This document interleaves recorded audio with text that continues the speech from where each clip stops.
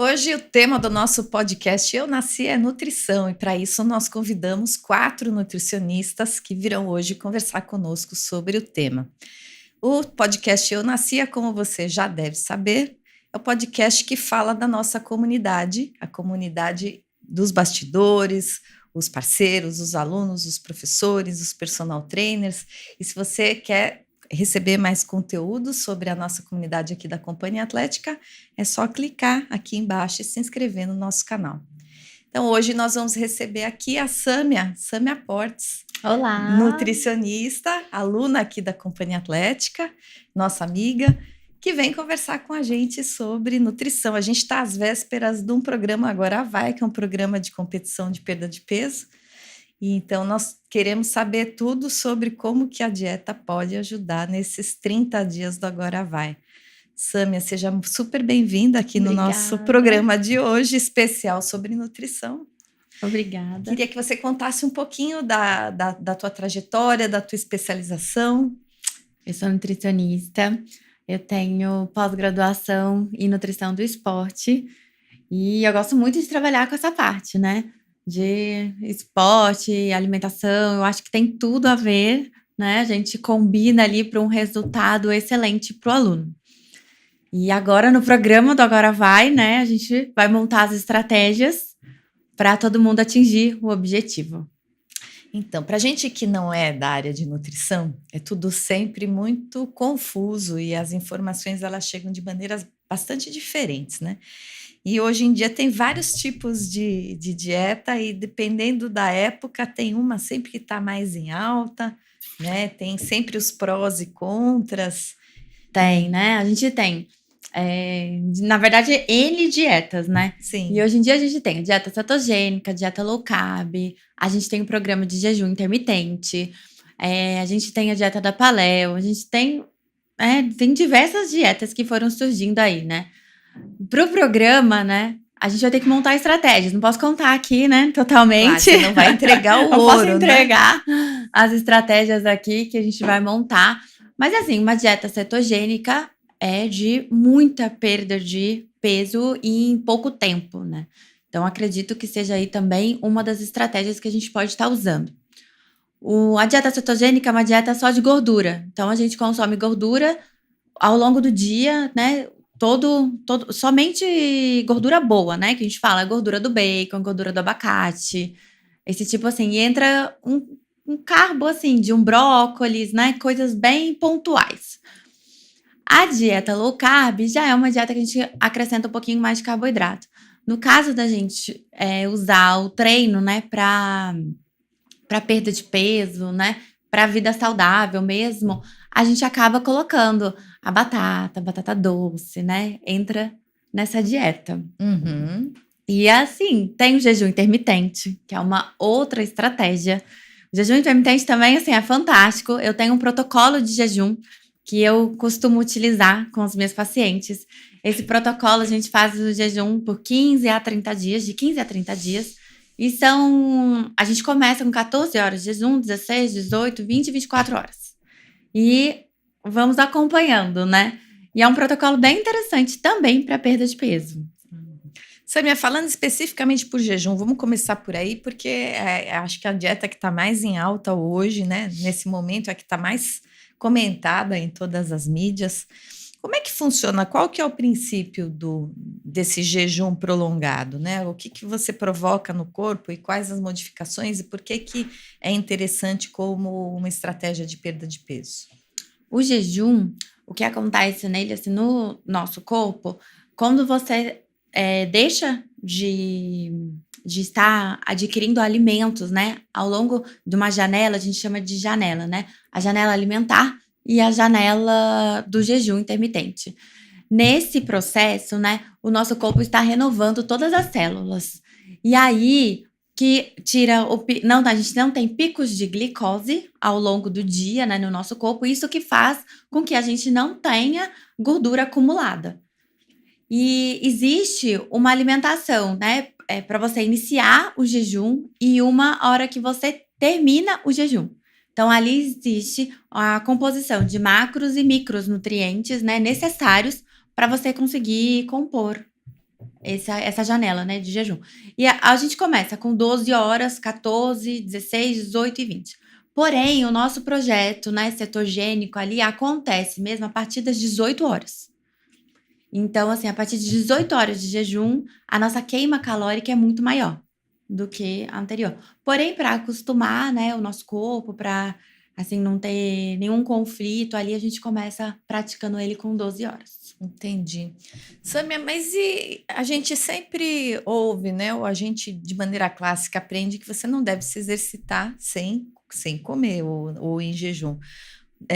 No caso, quem está fazendo uma dieta de jejum intermitente, por exemplo, né? Ela vai treinar em jejum? Ela não vai treinar em jejum? Você falou que tem uma alimentação específica antes de iniciar e logo para sair desse Para sair jejum do no jejum, para dia a quebrar o dia. jejum. Como é que acontece essa sincronização, né, da dieta e do exercício? Porque eu imagino que a pessoa não deve sair na louca e simplesmente não comer.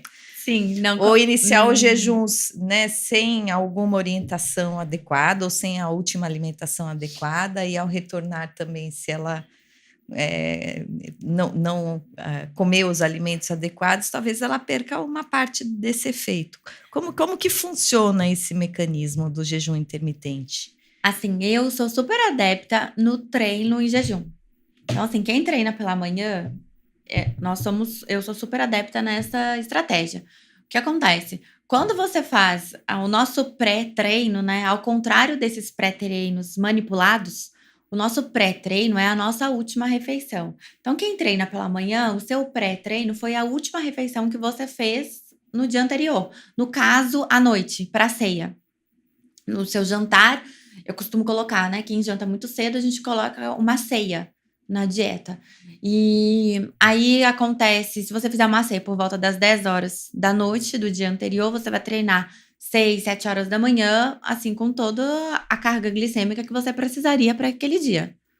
Não tem essa necessidade de você comer pré-exercício. Eu vou treinar às 7 horas da manhã, 6 horas da manhã eu vou fazer o meu café da manhã. Até pelo contrário, né? Assim, você come uma proteína é de difícil digestão. Então, se você comer ela logo em seguida de treinar, também você não vai ter, né, todos os nutrientes e vai estar pesado, né? Com o estômago cheio, assim, não totalmente pronto para um exercício físico. Então, se você adequar a janela de jejum com os horários, né, ali que você vai se exercitar, não tem problema algum, você exercita normal. O jejum, assim, na minha vida já é uma prática. Então, assim, eu treino todos os dias e intercalo ali com as minhas janelas de jejum, assim, totalmente eficaz, assim, não tem problema. A quebra do jejum é assim, ela é o principal, a quebra do seu jejum. Senão você acaba acabando com ele, estragando aquele tempo que você teve no jejum. A quebra do jejum, então você se exercitou e já vai dar as suas 18 horas de jejum. Você já pode sair e já fazer o seu pré-treino, o seu pós-treino, né? Que seria uma ingestão de gordura boa e ingestão de proteína ali. Então a quebra do jejum se baseia praticamente nisso, numa gordura boa e proteína. Quer Então, dizer, aí aquele pãozinho não vai acontecer nem na ceia, muito menos no pós-jejum. muito menos no pós-jejum. Senão já era. Senão, Você não. passou fome à toa, é isso? Passou fome à toa. Literalmente isso, passou fome à toa. Não tem como você conciliar ali, sabe? O pão, o carboidrato de alto índice glicêmico, né? Um carboidrato simples que a gente chama, com o ganho de massa, né? Com a perda de gordura. Ali não tem, infelizmente. Samia, para quem está nos ouvindo aqui, né, do outro lado da tela, o que é o índice glicêmico? Eu vejo as pessoas ainda hoje, né, depois de tantos anos, muito preocupadas em contar calorias, né, ou às vezes de fazer uma tabela, e muitas não entendem esse conceito, né? O que é? Como que se usa esse índice glicêmico a favor do emagrecimento ou da gestão do peso corporal? É que assim, o índice glicêmico, toda vez que a gente come um carboidrato, né? Como se fosse assim, dá picos de insulina no nosso sangue. E cada vez que sobe, é uma gordurinha que é estocada. Então, se você come agora um chocolate, lá deu um picozinho de insulina. Aí, daqui a pouco, você come de novo um carboidrato simples, picozinhos de insulina. E ao longo do dia, você consumindo isso, né? A quantidade de picos que a gente tem. Então, o que a gente faz para amenizar esses picos, né? Ao longo do dia?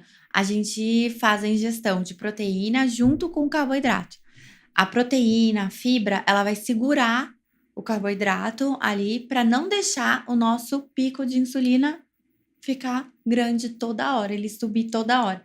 Então, a gente ingere a proteína, ingere a fibra, e aí a gente sobe e os picozinhos são bem pequenos e vai acompanhando ao longo do dia. Entendi. Toda vez que você está com muita glicose circulante, é no fígado que isso acontece, né? Isso. Passa pelo fígado e você produz essa gordura que vai ser estocada onde tiver geneticamente determinada. É só você olhar a mamãe, a vovó, o papai. Tem tudo isso. Você já sabe para onde que vai o seu estoque. Então, Samia, às vezes não é uma questão de comer muito chocolate, mas se você come pedacinho muitas vezes por dia, isso pode engordar até mais. Uma estratégia, né? É assim, você tem que usar o chocolate. Eu falo assim, eu não gosto de tirar o doce e assim, tirar o chocolate de uma pessoa que gosta muito.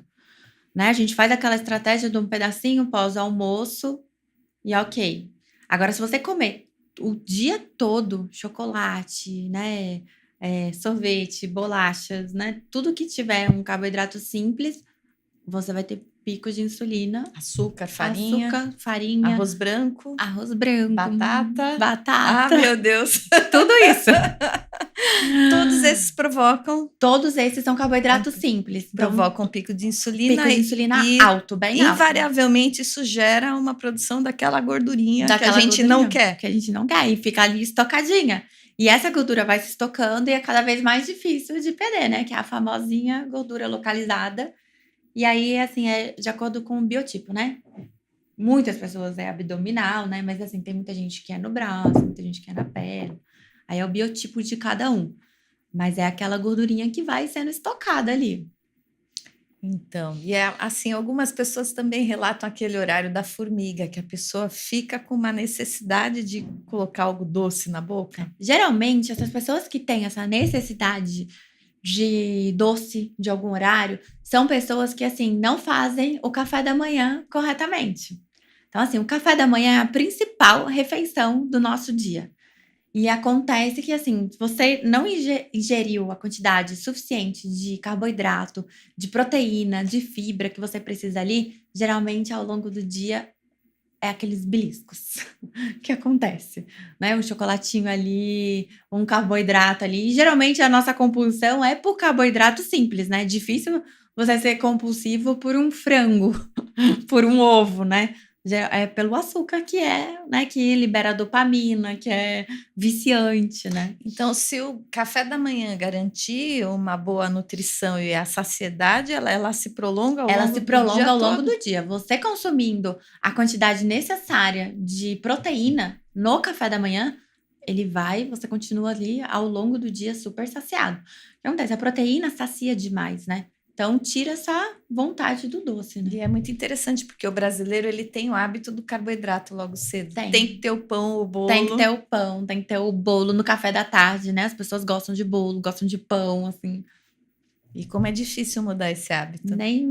Olha, muito difícil. Samia, você falou também de dieta cetogênica, né? Qual que é o princípio da dieta cetogênica? Qual é o efeito que ela causa no organismo e por que ela é eficaz na perda de peso?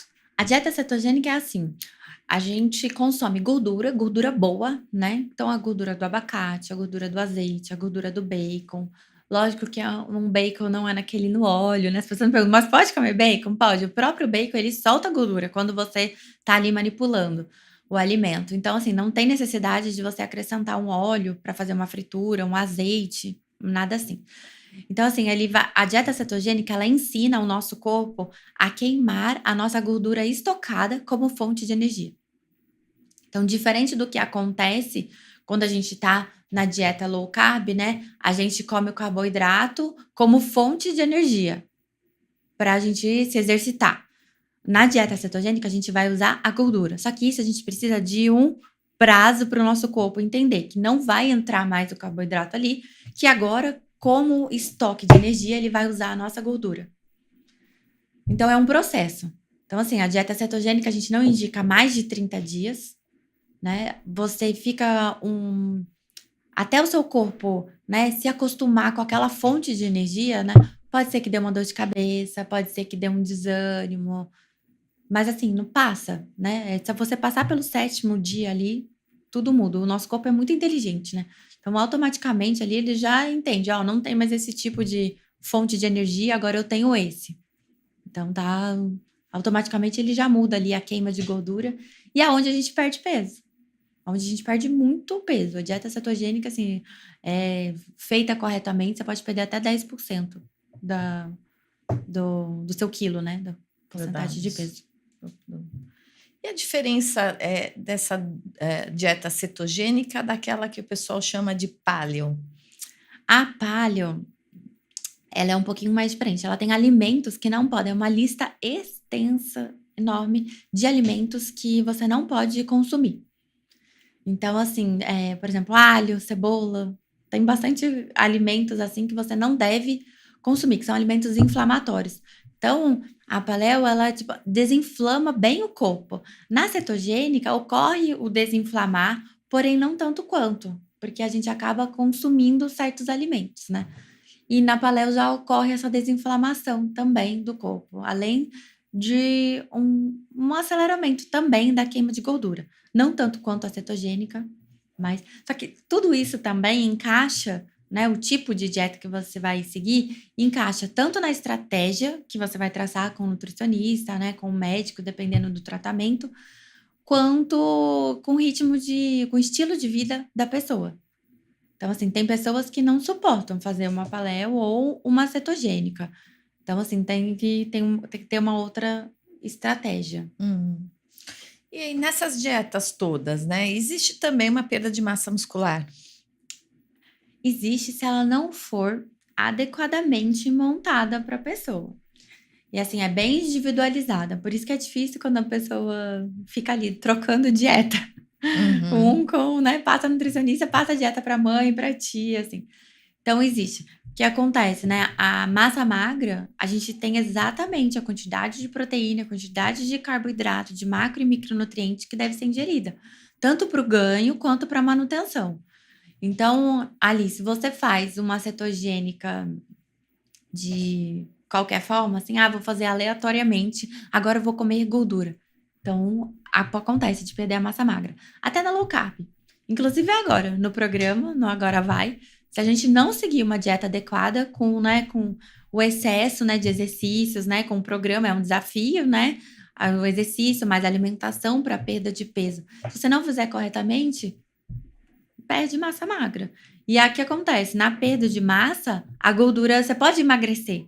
Uma pessoa magra não é uma pessoa saudável, não é uma pessoa, né? Tem muito, a gente fala, né, os magros falsos, né? Que nem sempre uma pessoa magra é saudável.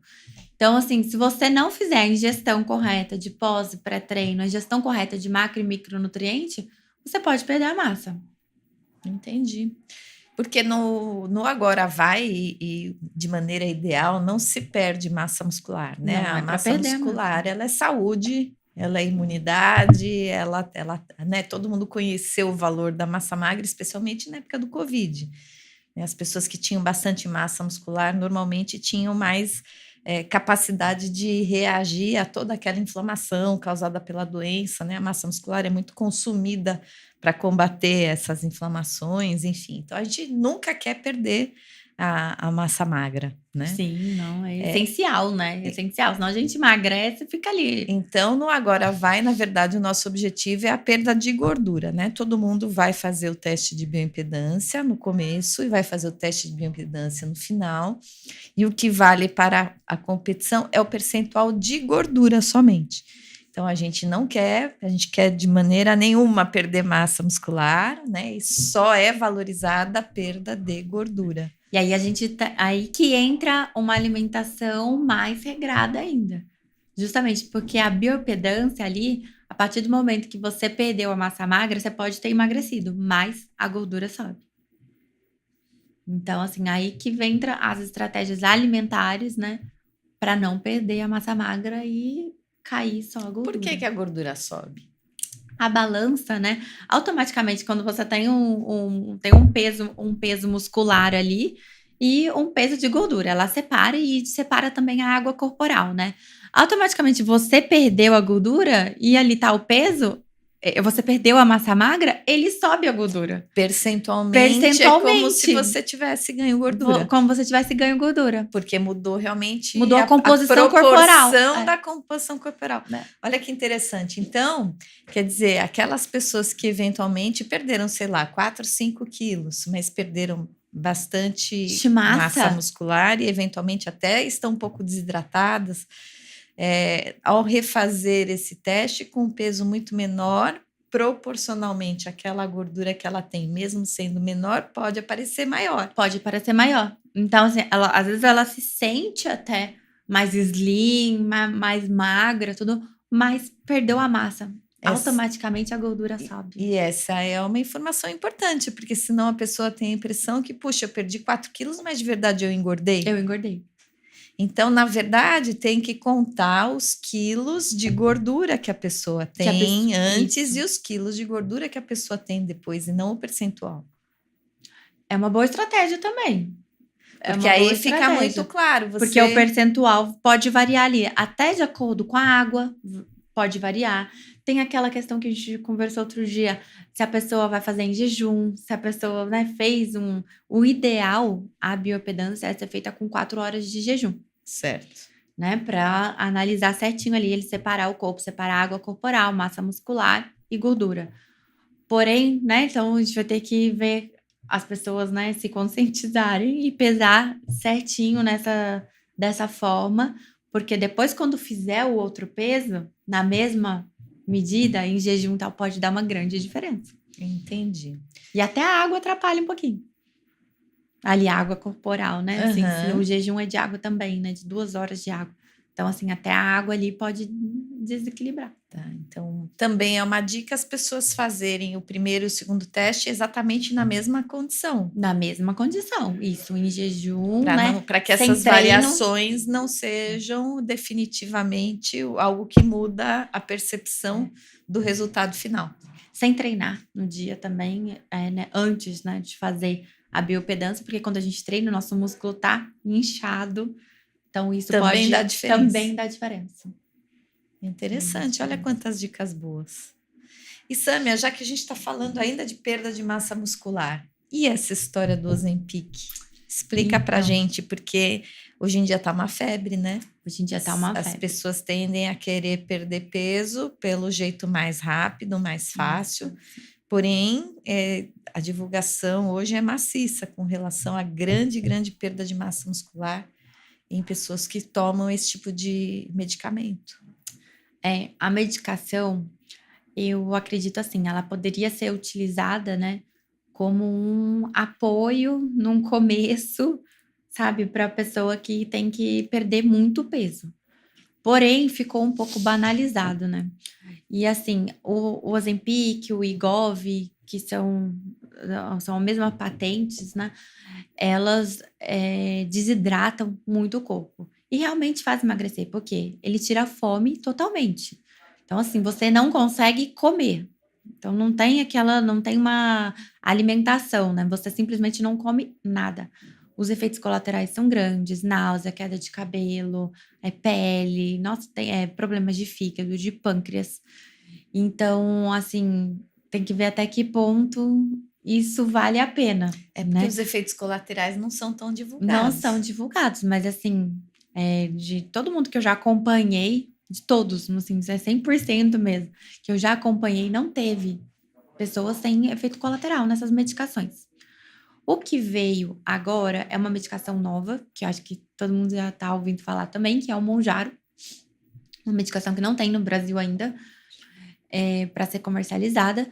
Porém, o Mounjaro foi pensado, né, também para a perda de peso. Diferente do Ozempic e do Wegovy, que são medicações para diabetes, pessoas diabéticas tipo 2. Então, o Mounjaro, ele já veio uma medicação já para emagrecimento, né? Com foco no emagrecimento. Ele trata a gordura no fígado, ele trata o lipedema. Então, ele tem outras funções. Porém, isso tem que ser alinhado com o médico e com o nutricionista. Porque que acontece?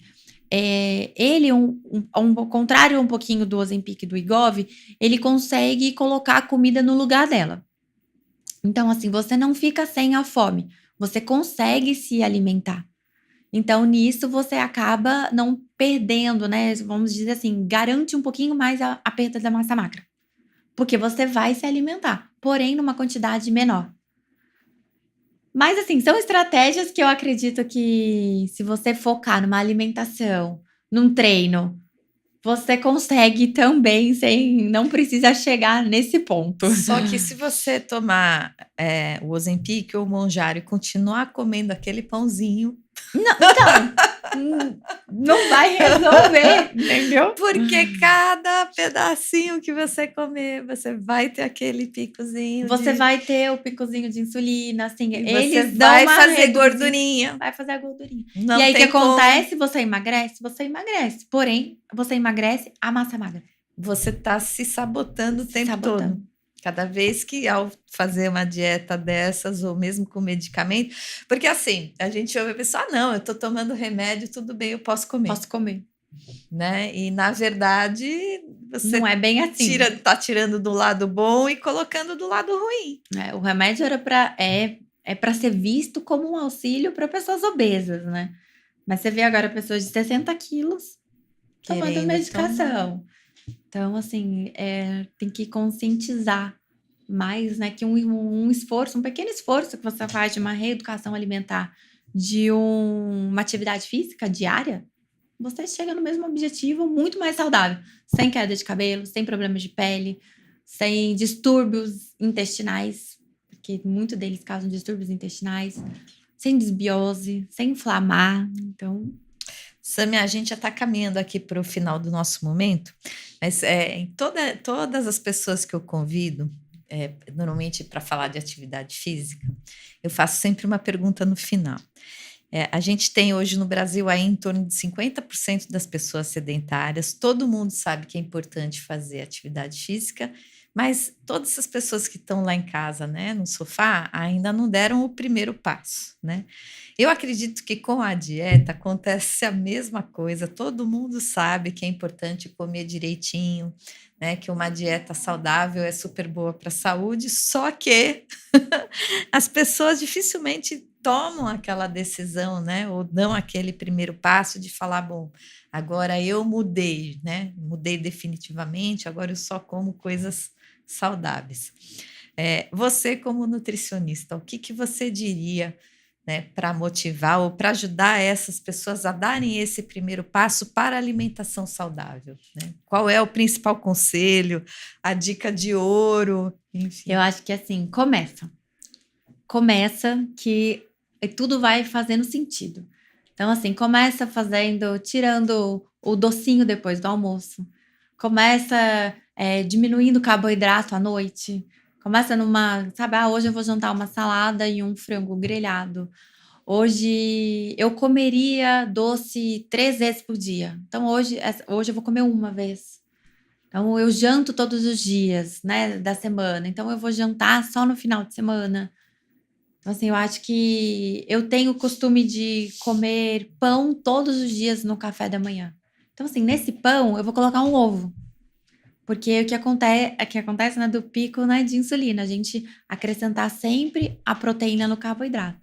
Então, acho que assim, começa, né, por pequenas dicas, né, hoje em dia a gente tem, né, na internet uma informação muito grande sobre isso, né, e eu acredito que assim, um pouquinho que você faz todos os dias, tirando doce, inserindo mais proteína, né, acho que tudo isso já faz a diferença. Ou seja, não precisa radicalizar logo no primeiro dia. Não, jamais. Até porque, né, se você radicaliza ali, fica uma coisa que você não vai continuar, né? Não vai ser para a sua vida, né? A gente tem que fazer uma reeducação alimentar que vai ser um projeto vida, né? Não é um projeto... A gente faz o projeto Agora Vai para iniciar, né? A atividade física e a alimentação saudável na vida das pessoas. Mas isso tem que ser para toda a vida. Ou seja, mesmo que a pessoa não se proponha a radicalizar, pequenas modificações no dia a dia vão ajudar nessa mudança de hábitos. Vão e assim, é absurda a diferença depois. Principalmente quem tem o problema com açúcar e vai tirando esse açúcar. Disposição, sabe? Melhora tudo na vida. A pessoa fica outra pessoa.